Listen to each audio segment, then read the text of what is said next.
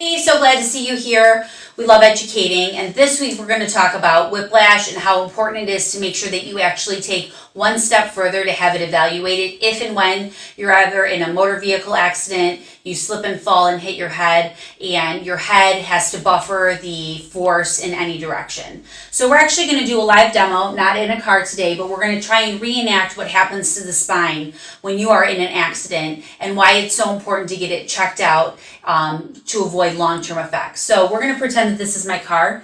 You can pretend it's your car. And the great part is, if you notice, we've got my sidekick Finnegan in the video, who's normally in the car with me. So this will be actually true to form. So Finn, why don't you come have a seat for me? We'll make sure that you're nice and put together. Have a seat. Good job. Stay for me. Okay. So we're going to envision we're driving down the street. I'm going to assume that everybody has their seatbelt on. The important part about having your seatbelt on is it helps to offset some of the effects of the car accident, right? So without restraint, oftentimes you'll go through the windshield. You know, we're starting to talk about like emergency type situations with that. So please make sure you're wearing your safety belt when you're in the car, and make sure that everyone else is buckled in with you as well.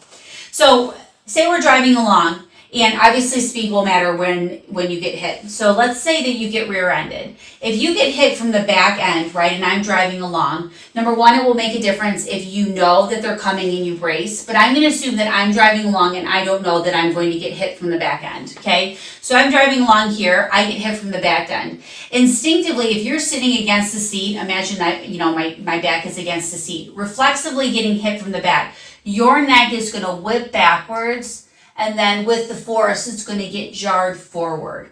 Now, that doesn't seem like that big of a deal depending on how you get hit. Oftentimes the muscles will constrict. But if you watch a slow-mo video on someone getting hit, you will see how fast the hair moves and what a significant force it is. Now, your body's so smart, so although you don't feel reflexively afterwards horrible, number one, remember that's probably adrenaline, and number two, the body's only response mechanism for whiplash is to help make sure it protects the spine. So that doesn't take into account the muscles responding to it. It doesn't account for the compensation that the spine has to do. So let's do a little bit of demo before we're getting hit from the back end. So let's assume this is me sitting in the seat here, okay? So I'm going to put them here just for intensive purposes. No, I don't advocate having someone sit on your lap, but just pretend like that they're sitting in the seat just so we can translate. So if they're sitting with their back against the seat here and they're rear-ended, right? So what did we just discuss? Their neck is reflexively going to hyperextend and then hyperflex before it recoils to try to find a new normal, right? That could be thousands of pounds of pressure on the joints, the disc, and the nerves that are right there. So hyperstretch everything. So oftentimes you report that you've got muscle soreness. Sometimes people report loss of consciousness afterwards. These are significant signals letting you know that this injury is more than just my muscles constricted to help protect me, right? If you hyperextend here, you are like taking joints, nerves, muscles beyond their normal movement patterns into a range that is no longer safe. Let's use the opposite example. Say, for instance, I'm driving in the car and you get hit from the front end. Someone, hits you from the front. Reflexively, your head and body is going to go forward. The seatbelt is going to stop you. You're either going to hit your head on the steering wheel with the air brake deploying, and then you're going to reflexively go back. So the challenging part with this one, in addition, is you run the risk of actual head trauma, right? Are you going to lose consciousness? Have you caused an internal concussion? Do you know your name? Are you disoriented? So above and beyond now normal muscle movement, right, to reflexively hold yourself up, now we have to actually take into consideration what happens with the spine and the brain. So if we come back to our original example here and envision the brain is all the way up here, when you reflexively hyperflex, which is what we call the extra movement of the spine beyond its normal range of motion, if you hit your head and now the airbag comes back at you, the force of the airbag is supposed to safely bring you back to normal without any more trauma. That airbag is not a gentle force. That airbag is going to blow up extremely fast in order to help protect your spine. Remember, just because the airbag goes off doesn't mean that there couldn't be potential long-term effects. So now let's go back to just general talking. So we're going to sit this way and just talk a little bit about normal movement of the spine and why getting checked after is so important. So most of the time when you're in a car accident, they will ask you, how do you feel? Are you okay? If you're awake, alert, and oriented, right, and no broken bones, no blood, they're probably going to assume that you're okay. It's your job to articulate to them that you want to get checked out, right? You want to get assessed. So oftentimes what happens to us is we advocate for patients of ours, if you're in a motor vehicle accident, please make sure once we've ruled out anything traumatic, a broken bone, injury to the spine, as far as a broken bone or, spinal cord, then we often recommend that you come in and get checked for a chiropractic adjustment. Why do we do that? Because as soon as the spine stops moving like it should in order to help protect the spine, that's when the spine is no longer mutually affecting the nerves and the spinal cord. Now, do we have to modify the way we adjust someone who's just been in a car accident? Absolutely. Sometimes people come in, they've got decreased range of motion. They can only turn so far without pain, right? They're still shaken up, they're bruised. So we have to modify no matter what's going on with the patient to make sure that they get what they absolutely need for that day and no more. But if you leave whiplash long term, we oftentimes see people in our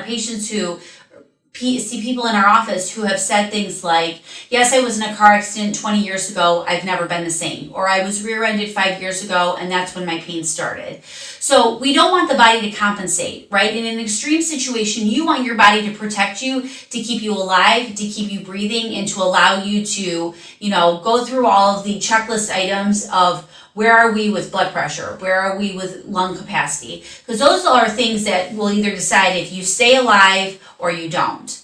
Now from that, once we've ruled that you're alive, obviously you're alive, that we need to bring it down one step further and make sure that we no longer compensate and that we help get the body restored back to what it was before the accident. Does it happen overnight? Absolutely not. But I promise you, working to restore that movement in the spine and the connection between the nervous system, the brain, and the spine are critical to make sure that as you age, right, the spine continually knows how to do that. So just as a recap here, every time you go through a major trauma, right, whiplash, because you have a major fall, or you're playing football, or your kid gets hit in the head, not just a car accident, all of these things can lead to significant traumas. We'll save concussion for a different day, but obviously all the things that I mentioned as far as being detrimental to your health can possibly happen when you're in a whiplash case. So please, number one, make sure that you review, should you ever be in a car accident, please make sure that you let them know that you're uncertain of your injuries, that you may possibly have more trauma. Adrenaline is running through your system when it initially happens, and so you're going to initially feel better than you will, and you're probably going to downplay the amount of trauma, whether you get it hit at 6 miles an hour, or whether you get it hit at 60 miles an hour. Obviously, the fact that you're still alive after being in a car accident is a huge win, right? But now we want to take the body from being in an extreme emergent situation and we want to bring it back to normal, right? How do we restore that homeostasis after the body reflexively does what it intrinsically knows, which is to keep the body alive after a major force is, sent in its direction. So I really hope that this helped. I really love to give visuals for people just to let them know that force in any direction that the spine doesn't normally go in, can only be held against how well that tissue was prepared for that injury and how well you normally take care of yourself, right? So nobody plans to have a car accident, but taking good care of yourself, eating well, hydrating, exercising, will all help offset that spine, force that comes at it. Obviously, assuming that should we ever get in a car accident, we trip and fall, we want to make sure we have the best chance. And obviously, after it happens, make sure that, you're checked to make sure that nothing more traumatic has happened, but also make sure that you give a call to your chiropractor to avoid any long-term effects. So I hope you enjoyed this. I hope that, you all stay safe in the car, you wear your seatbelt this week, and that everybody stops at lights and goes at green lights, and that everything is nice and great. If not, just take this as a piece of advice. Make sure you get your spine checked, especially after a trauma. If nothing else, it will help prepare your body for the next 10 to 20 years. Hope you guys enjoyed this, and we'll see you guys on the next video. If you enjoyed today's topic, please subscribe to our channel and ring the bell to get more topics and information like this one.